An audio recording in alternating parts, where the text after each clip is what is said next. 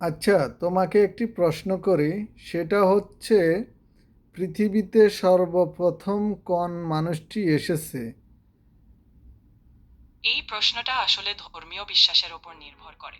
অনেক ধর্ম অনুযায়ী আদম বা আদম ও হাওয়া ছিলেন প্রথম মানুষ। আবার বিজ্ঞানের দৃষ্টিতে বলতে গেলে আধুনিক মানুষের হোমোসেপিয়েন্স উদ্ভব আফ্রিকায় হয়েছে আনুমানিক 2 থেকে 3 লক্ষ বছর আগে। সুনির্দিষ্ট প্রথম মানুষকে সেটা আমরা আসলে জানি না। আচ্ছা, আদম হাওয়ার কয়টি সন্তান ছিল সেটা কি তুমি জানো? বিভিন্ন ধর্মীয় বর্ণনায় কিছু পার্থক্য আছে।